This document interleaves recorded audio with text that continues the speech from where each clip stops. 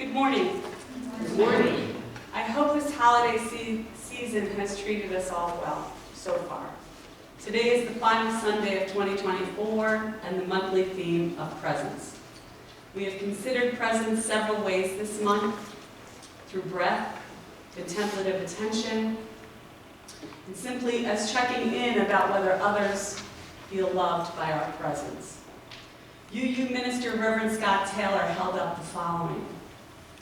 There's something about the holidays that invites the presence of loved ones lost into our awareness. So many things become doorways through which these loved ones return.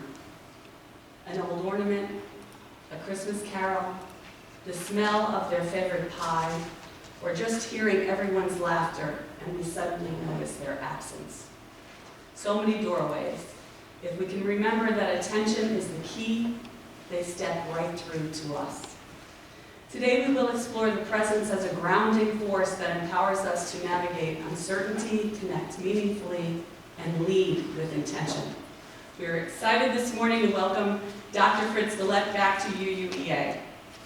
Thanks to a lost loved one, my friend Maggie, Rich and I are fortunate to consider Fritz and Helen Gillette family friends.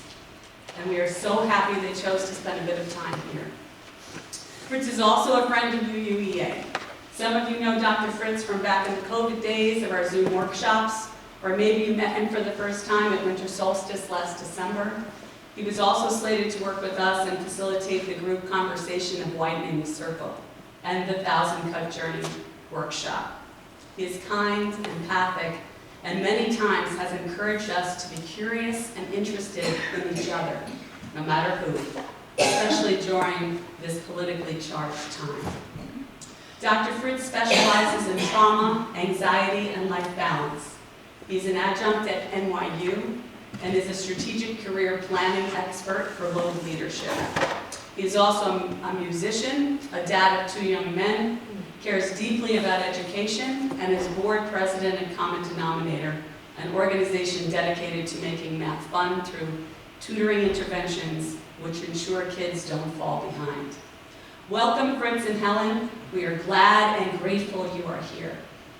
I'm Mary Malia Cannon, today's service leader. My pronouns are she, her, and I'm joined by Brandon Martinez on AV and Jenny Montbray on piano. Whether you're feeling each other's warmth presence or someone's stark absence, we are glad you're here too. Welcome members, friends, and visitors to UU of East Aurora. We are a community which believes our differences make us better, a place where all are welcomed regardless of belief systems, ethnicities, culture, gender, sexual orientation, neurodiversity, or economic standing. We are in a safe space. Now, even if you've already chatted before settling in, please stand in body and spirit and say a quick hi to someone new. To our participants on Zoom, hi, we know you're out there. You can chat with each other.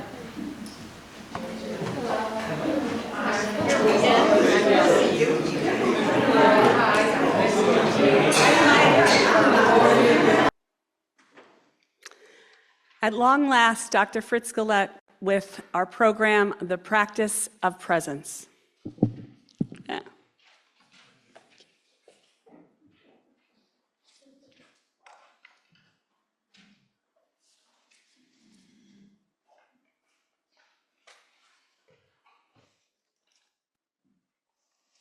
No, I do hear. I can also play with this microphone at one point. I'm just taking it in. I'm being present. I had a lot of notes as to what I was going to do, but I knew that once I got into the room and I got with you all, that something would move me. And so while I have lots of notes prepared of what I'm going to talk about, I'm going to invite you, as you're listening and even going along with me, to be in dialogue with me and to be in dialogue with yourselves as you're listening to what I talk about and what I bring up. And if you have a question, please feel free to interrupt me because it'll be in flow with whatever we're doing here. I love this, talking about the joys. I think your name is Danielle. What you don't know about me, but you're about to find out, and we're all going to find out, is that I used to be a math teacher and a math tutor. And I just said to myself, wow, we should connect and we can see what we can do to help you with the high school math, because I was a high school math teacher. And one of the students that I worked with was in that class that the math teachers have given up on them. At the time, I was a psychologist in training who walked into a math class and said, the way that I'm going to teach math is in such a way that when these students walk out, they will feel like they are math people. You fast forward now 20, 30, oh my God, 30 years later, I'm the chair of a nonprofit where we teach kids and adults sometimes how to see themselves as math people. So, talk about another act of the universe putting us together. Right? Just do that. The other piece of the joy, I should have done it while you were doing it, the joy part, is that the joy for me is to physically be here in this space with you, many of whom I met back in 2020 at the beginning of the pandemic and all the protests, and Maggie Prevail, my cousin, and your good friend, and a friend of all of us here, connected us, another act of the universe putting us together. And you guys know that I've been talking about in recent years, for many years actually, of having things happen. My mother would be so proud that I'm in a church of sorts. She was a holy Roman Catholic who always wanted to become a priest. And I found myself in places where I'm preaching about the stuff that I've learned in psychology about human relations. And one of the experiences that I've been wanting to share with you all today is that this concept of the practice of presence is not just something conceptually that I want you to file away. I want you to be in practice of it right now. And so I'm going to invite you in the moment to, as you're listening to the sound of my voice, start to check in and become present to all the voices that are inside of you. And notice that as soon as I stop talking and silence, seemingly silence, comes across the room, notice how as soon as I stop talking, your intellectual mind that was deciphering my words go into paying attention to whatever's coming up for you, which might be a little bit of what's he going to say next, what's going on here, how long is this going to last, or anticipating something that happens after. But the reason I want to go through this process with you is because it's literally the thing I teach people as a psychologist, but as a therapist, I teach them how to do in order to help them heal from trauma. So in a few seconds, I'm going to stop talking for a grand total of maybe 10, 20 seconds, but I just want you to notice what comes up for you as I do that right about now.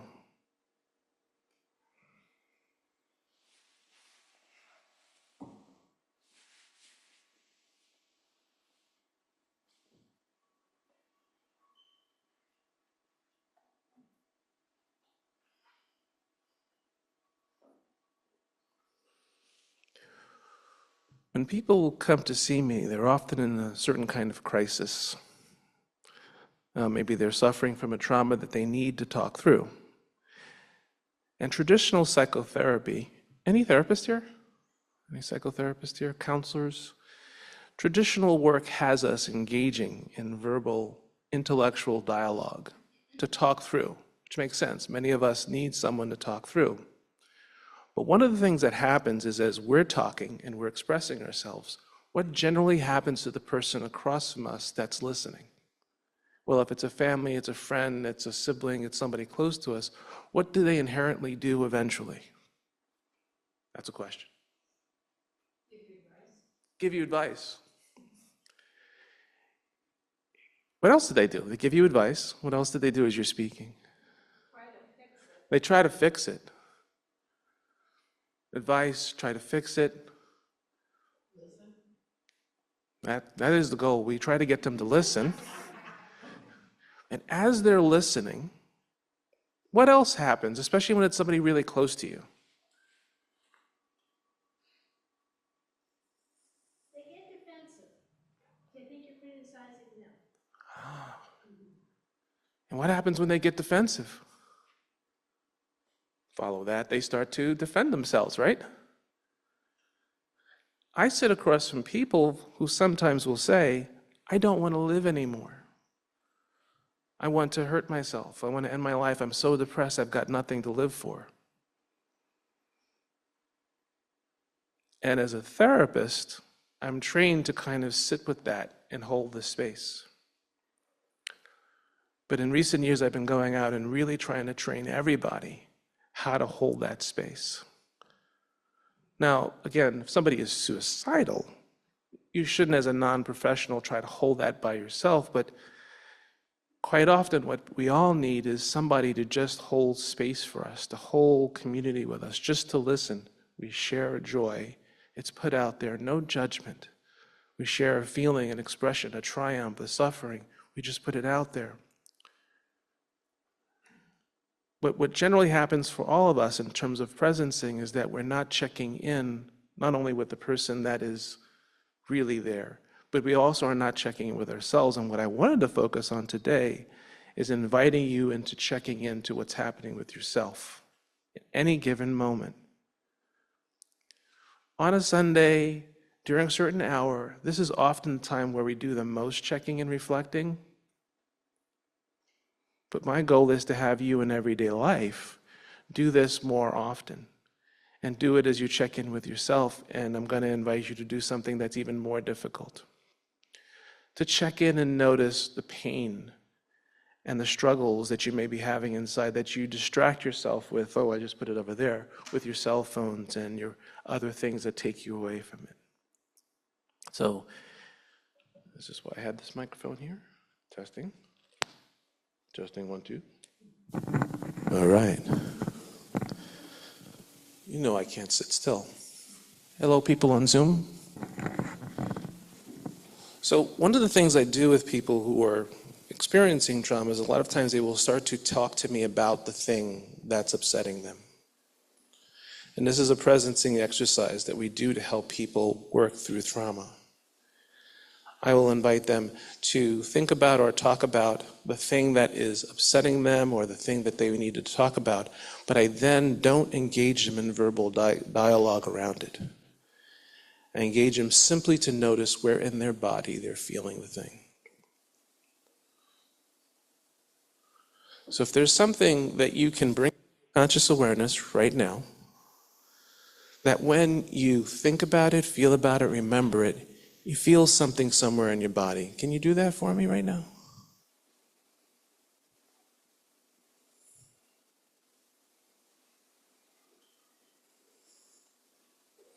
Now on a scale of 0 to 10, just notice where you would place it. 10 being, I can't take it anymore, please stop making me remember this thing.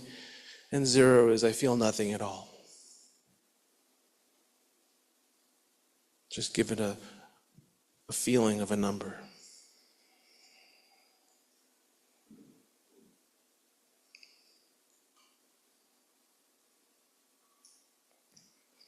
And notice what happens when I stop talking. And I've engaged you and invited you to pay attention to that thing. Now, some people may say, I'm having a hard time getting a fix on anything. Remember, I gave you the option of 0. And 10 is really intense. Please don't make me think about that thing.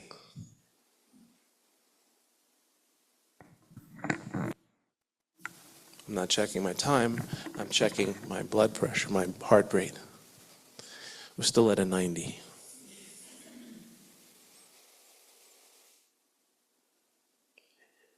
And as you notice that feeling or that sensation, whether it's at a 0 or a 1 or a 2, breathe to it.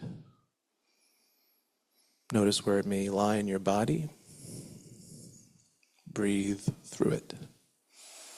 Like the air that you're taking in is passing right through.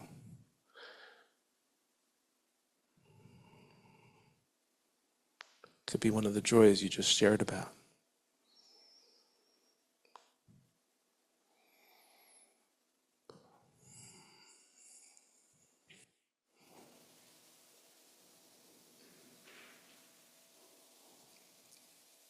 And notice as you do that, does the intensity or the experience of the feeling shift or change at all? Now, I am doing it for a much shorter period of time than I would be if you were sitting in my office.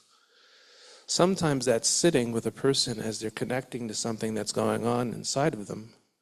We might do that for 5 or 10 minutes. And myself included, when I first learned these techniques, these are trauma-based techniques, somatic-based techniques, my intellectual mind started going into overdrive, like, aren't we supposed to be talking about something? Aren't we supposed to be solving something in this moment? Are we supposed to be talking something through?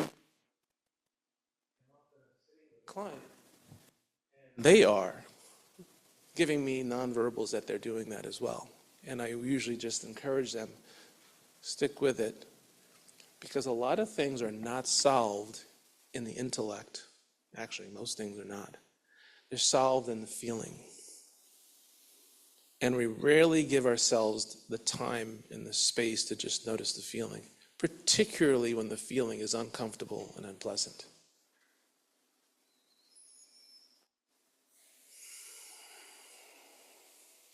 In the moment, I'm thinking of Maggie. And while Maggie is my cousin, she passed away in 2022, I'm using the thought of my cousin to connect me to the connection I have here. And I have both feelings of sadness and joy because of I'm making that connection. And as I process those feelings, and as I have processed those feelings, I'm getting more and more energized and more willing to go outside my comfort zone. You see why I was telling my wife my heart rate. Standing up and talking in front of a group of people has always made my heart rate go into the hundreds.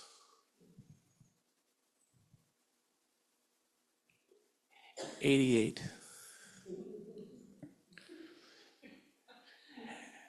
And I know the longer I just allow you to be in this process with me of presencing and connecting to self, my system is going,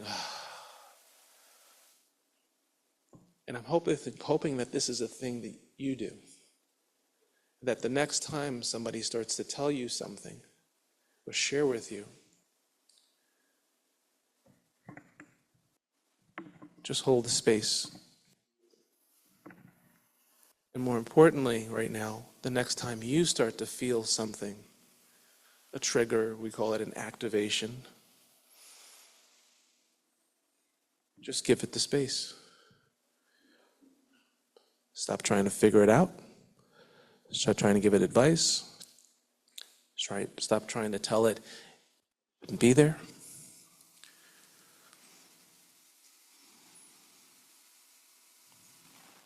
See, to actually disclose my heart rate, physiologically telling you, I'm nervous. But actually, I'm not that nervous anymore. Because of the way that you've structured the service, it's around connection, around community. It's about all that which grounds us. None of that is the solve for the problems in our life. But all of that helps us internally maintain the motivation, the strength, the inspiration, the hope, the ability to simply keep moving because we are connected. And we do need that connection, but with the first connection that we need is a connection to ourself. So by me even recognizing, it's all gone now. I feel completely relaxed and embraced by this community. By me at first acknowledging that, connecting to that, remembering things that do activate me and bring up sadness and joy at the same time, and then openly bringing it out into the community, whether it is doing it this way or doing it to myself.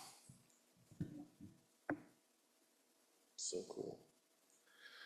The body kind of just relax. I'm standing. How am I doing on time?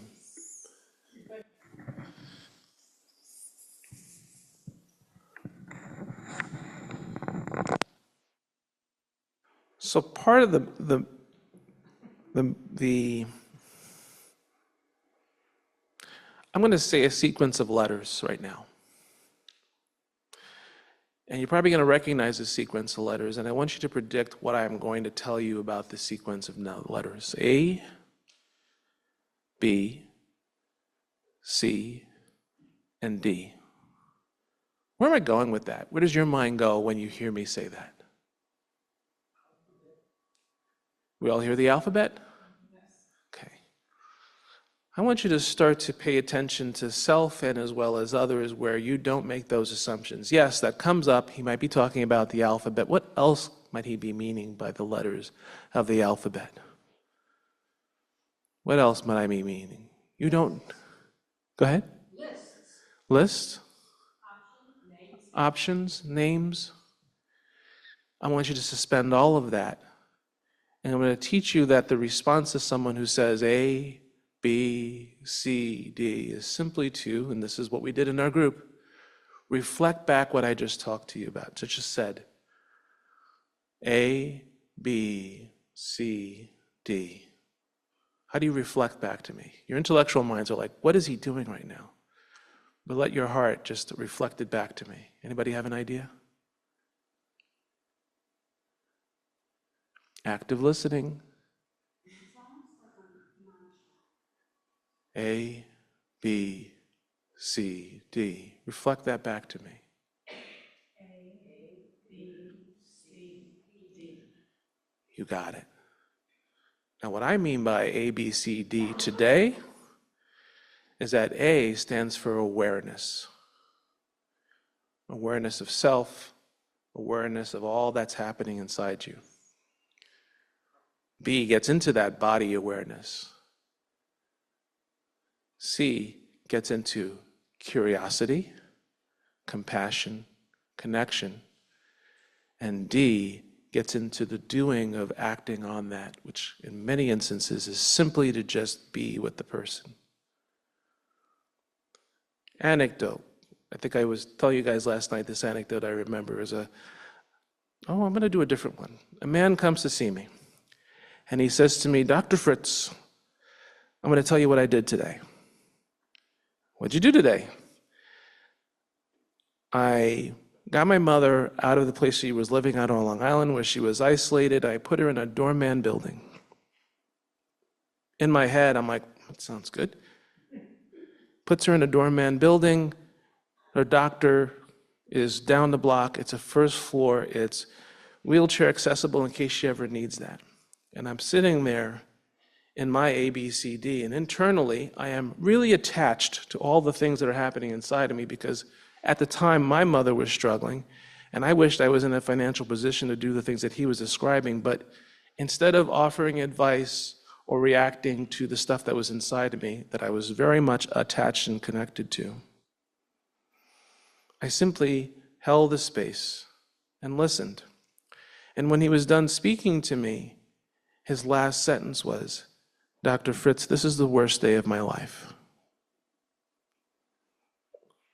You can hear the needle scratch. What? But internally, I knew, just stay with what he's sharing. And I invited him to tell me more. You see, the person that he was caring for, he had a very complicated relationship with. And it was someone who had abandoned him and had left him when he was a young child. And even though he did all the things that he was supposed to do as a good son, he was in particularly a lot of pain that day. And what I was able to do with him, not just because I was a therapist, but because I was practicing the ABCDs of awareness of self and what's happening with me, you need to always be grounded and attached to yourself so that you know what the next thing to do or not to do. Quite often, we're not attached to what's happening inside of us, and so we dissociate in the moment, and then we react and give it advice, or we say something like, dude, that's amazing, you put your mother up in a great spot. But that would have been the wrong thing to say to him. And quite often the wrong thing that we say is the thing that references what's going on with us and our own stuff. Whereas being present is about being able to be connected to what's happening inside of us so that we can be the best responsive person that we can to what's happening outside of us. So afterwards, he said to me, "How did you know not to congratulate me for, all the great stuff that I did?" I said, "Well, I must have thinking that all the stuff that you were doing was great, but I knew that you had something behind what you were telling me. You were not telling me the alphabet. You were telling me something else." And when we are being present to the people around us, we're listening with open arms and we're allowing what they put out in front of us to just be the thing that they're putting out there. But it's really hard for us to do that when it triggers and activates us. So the work that we have to do quite often is becoming better acquainted with ourselves. You can't ground other people unless you're able to first be able to ground yourself. That's kind of the work that I'm often doing and teaching, because I don't think these are just therapist skills. I think the world would be a very different place that when somebody says to me, "Fritz, I voted for so-and-so," I don't react to all this stuff that's inside of me. I look at that human being across from me and I go, "Can you tell me more about what you're feeling and what it felt like to share that and what's happening for you?" And when I do that, we don't have political conversations. We have conversations about real connection and community with one another. And we get to a place where we can do what I heard back in the day, in the past, we were able to do, is have disparate political views, but still be able to break bread with each other. So I offer that power of presencing, presence under the tree, real present when you're able to do it, is the ability not only to connect with those around us, because you're doing a pretty good job of it actually, here, of being connected and being here, but there's always more work to be done. But it does start with the self. And so I go back to the exercise I want you to carry on today, which is take moments where you're just silencing everything that's happening around you and paying attention to the inner dialogue that's coming up inside you and just noticing it. Just being aware of it.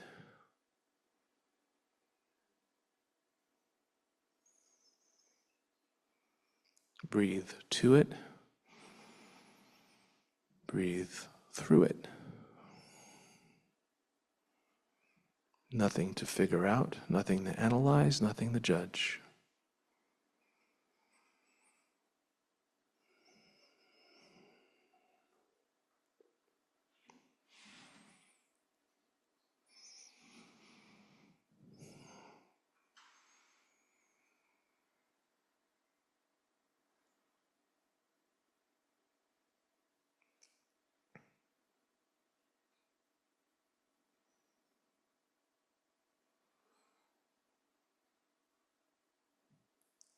Thank you.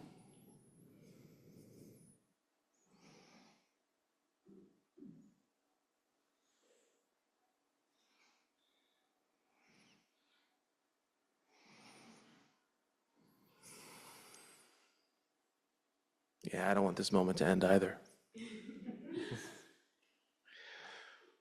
Any questions?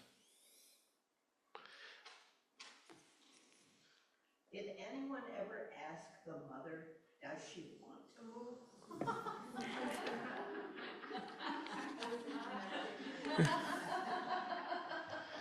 I love that.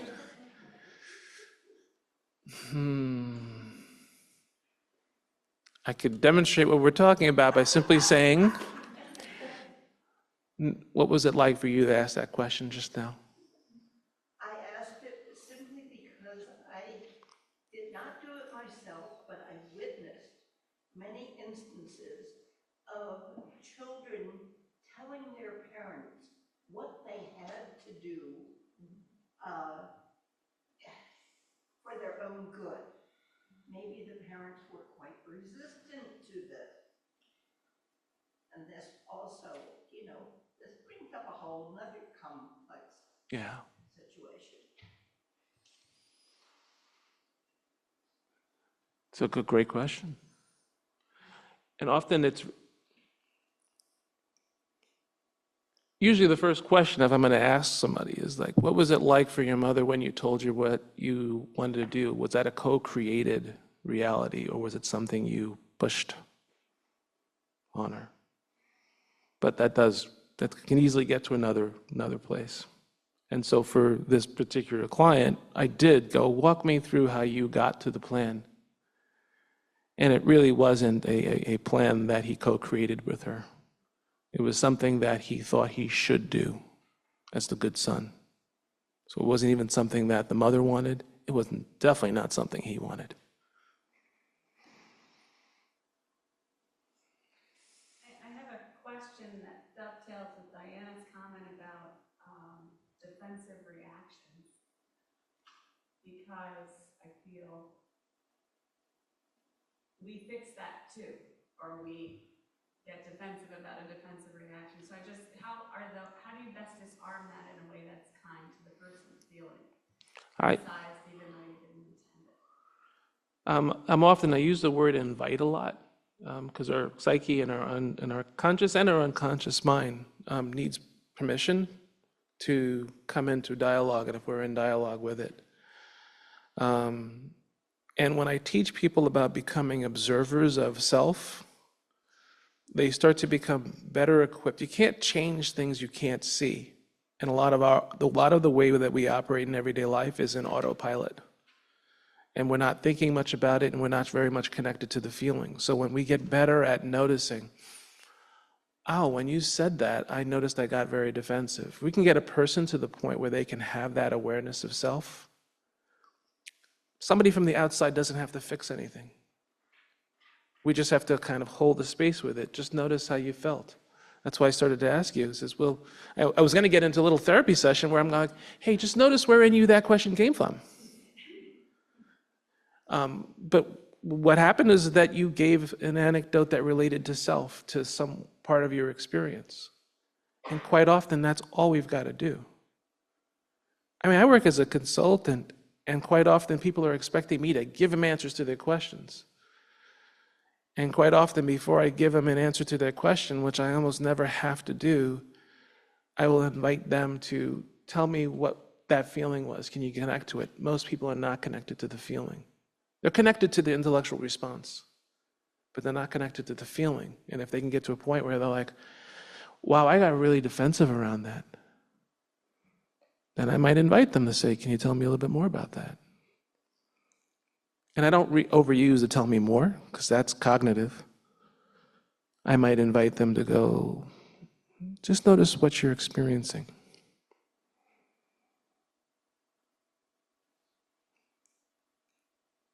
Notice what you're experiencing. What do you advise people to push away worry thoughts? You know, it's that worry thoughts.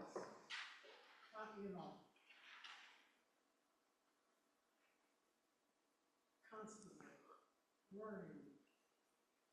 What do you say to people to push that away? We don't. Okay, so how do you overcome that? Well, if you don't push away worry, what can you do with it?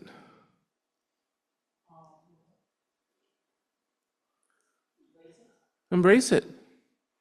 What is the point of worrying? What does worrying do for us? This does a lot. I'm from New York City. If I park my car outside, I'm going to be worried that it's about to get towed if I don't put money in the meter. What does worrying do? And it makes me be conscious about our time. How much time do we have left? That's what it does. We spend a lot of time in our culture with our devices, with our distractions, trying to push away feeling, trying to push it away. And when I'm working with people, I teach them how to embrace it. Embracing worrying doesn't mean you're going to be even more worried. Obsessing in a cycle of worrying is where we get stuck. But if we bring in worrying as a part of us, the part of you that's worrying all the time, is it okay if we talk to that person right now? Does anyone else here worry? Does everybody worry here? So what if in the moment I said to the part of you that worries, it'd be okay if we be in dialogue with that part of you right now? Sounds a little weird. But there's a part of you that's like, okay, hey, Worry. Do you go by another name, Worry?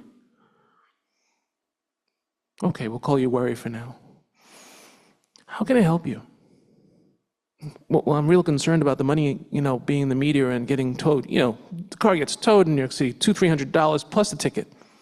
Oh. So, Worry, what do you need? I need you to go check. Okay, well, what if the thing I'm worried about can't be checked?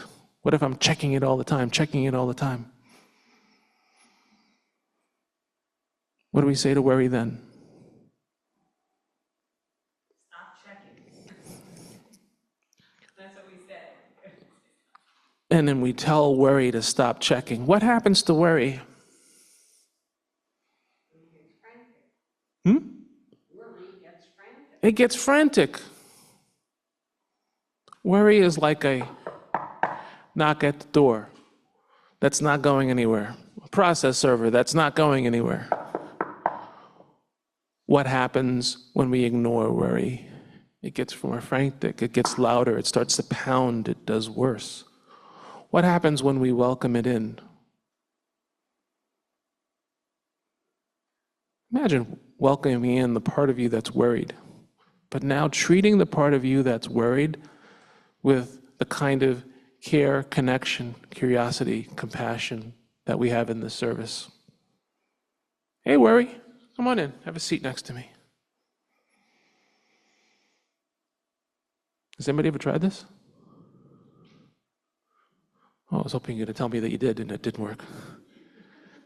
I am a worrier, but I'm also dealing with some grief issues, and I found that if I try to push it down and ignore it, then it goes up. And if I face it directly, like we just did, Yeah. it was 5 and went down to 3, if I acknowledge it, That's right. it settles down. It's like a pressure cooker. You gotta let the pressure. Yeah. 35 years in the field of mental health, with all the training I've had in talk therapies, all the training I've had in trying to help people strategize and intellectualize solutions to their problems, I am telling you the one thing for sure that brings it from a 5 to a 3 in a very short period of time is inviting people simply to notice it. And I'm telling you, people who are giving me the gravest of news and the saddest of news, they're telling me they don't want to live, and I'm like, okay, I don't do it so nonchalantly, but there's a little bit of, okay, you just shared with me you don't want to live. I'm here with you. You're here with me. Can we just be with that in this moment? At first, they're like, you're not going to tell me not to do it? Be honest with you, I hope you don't. But really, I think the thing that's going to be the most powerful thing I need to do with you is to just be with you in it, because the average person that goes really off the ledge and goes down that path to greater pain is not having a safe space, you used that word before, to be able to open up and express themselves.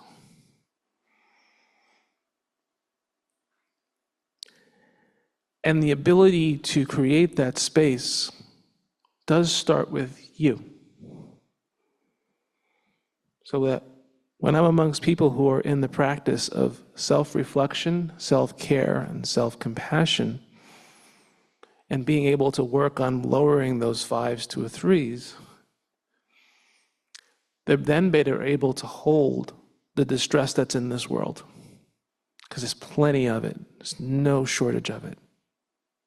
That we need to, mental health professionals can't just gatekeep and not tell people that this is a gold standard to be able to help and heal the self and heal others. We have to be able to hold the space. So 2 years ago, when my son calls me up the day after Thanksgiving and says to me, I have been at Michigan State for the last 2 months, I haven't done any work at all.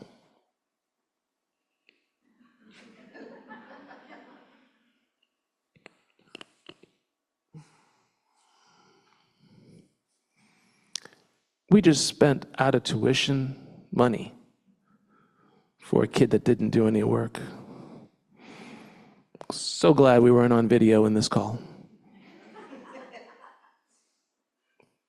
The first place I went to care for this situation in this moment with my son is I had to put the mask on first, take in some oxygen, acknowledge the feelings that were inside, and then proceed forward. And ultimately what I did is the best things I could have done. But I didn't rip his head off. I didn't tell him how disappointed I was, how sad and mortified I was. I was sure feeling those things, and I was sure connected to all those feelings. But I had to pay attention to all of that so that I could respond to the situation. We are often exiling worry and anxiety from our lives. We're often trying to medicate out pain and discomfort, when if we were to, thank you for the word, embrace it, we could then work with it. Now, question that comes up when I talk about presence is that people think, well, if you just live in the present, you're not paying attention to the past, learning from your mistakes, or strategizing and planning for the future and doing all that stuff. And I say, who here needs a better job of remembering the past and planning for the future? No, most of us struggle with actually being in the present. Because literally in the present right now, as you're listening to me, you're also remembering and getting triggered by other things that are happening inside you. And I'm saying, have a better relationship with that you, so that you can keep all of those things in perspective. That's why I made a point to say, I'm sitting with somebody who says all kinds of things that cause all bells and whistles to happen inside me. I don't detach from it. I'm well acquainted with it. I'm good friends with it.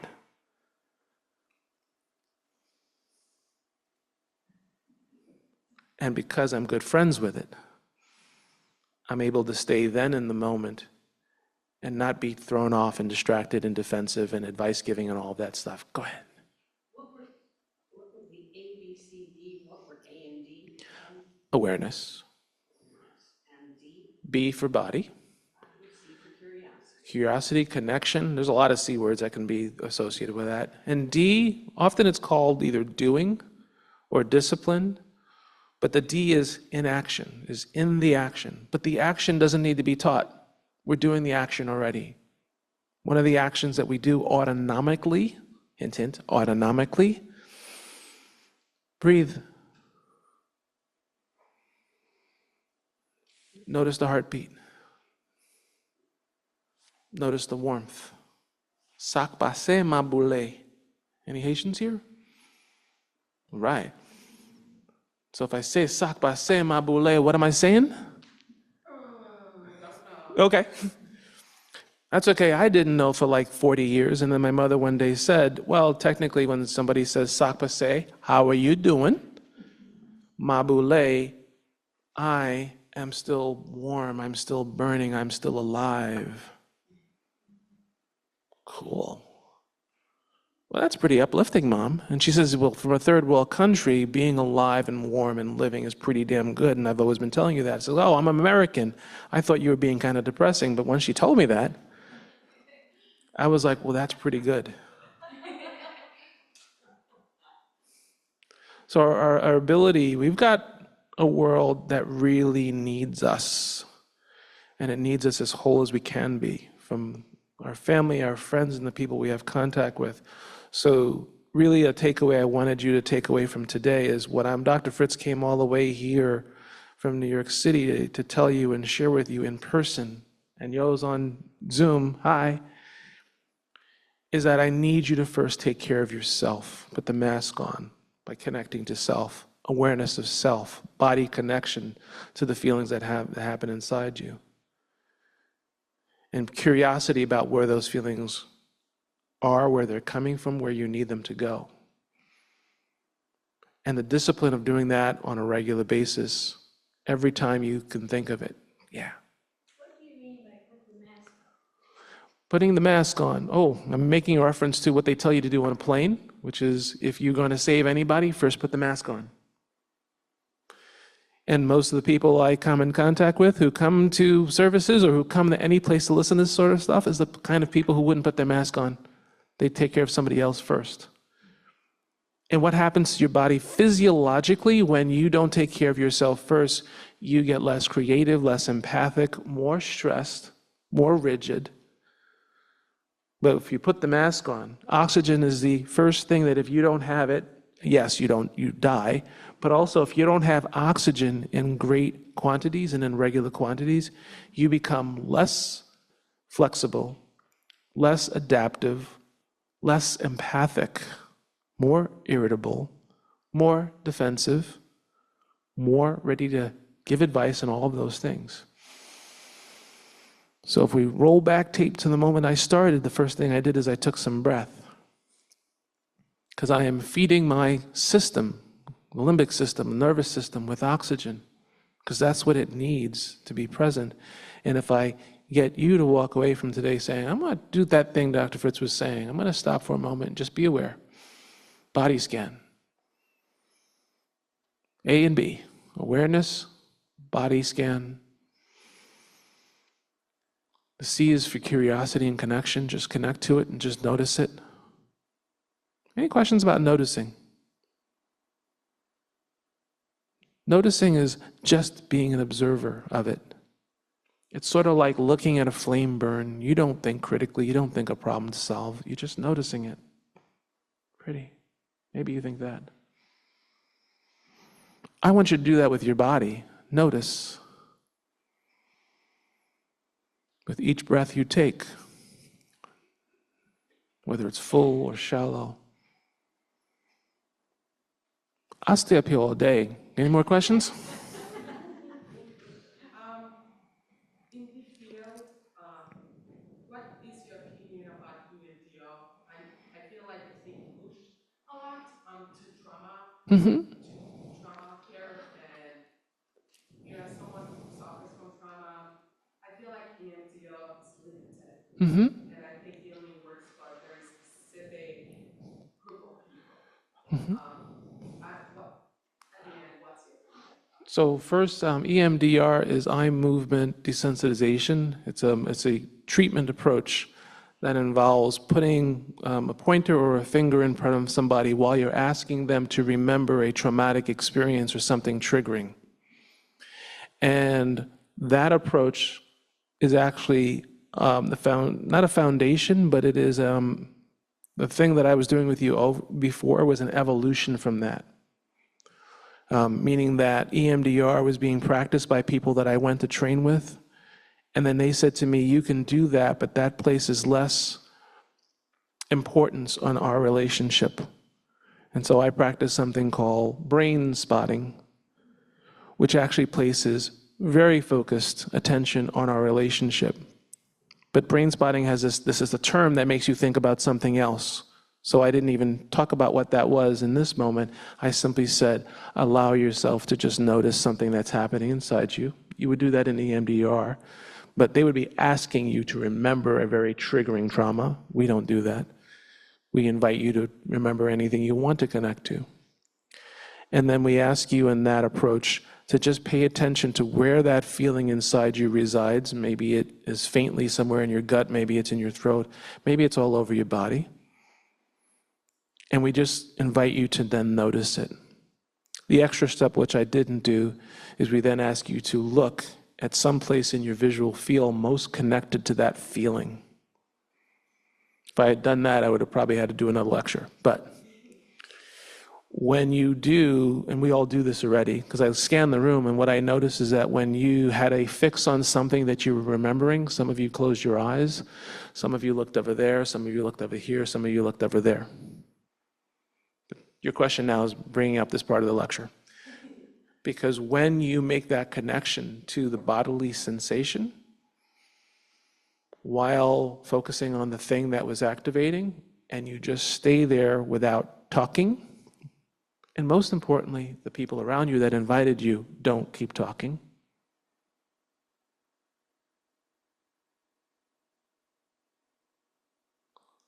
Notice what that felt like, the silence that just allowed to happen. your body and your mind went into it. And what we're finding out in trauma work, neurologically, healing occurs when you allow that to happen, set that up to happen. Now, the healing part is not new. Healing happens in little bits and spurts all of the time.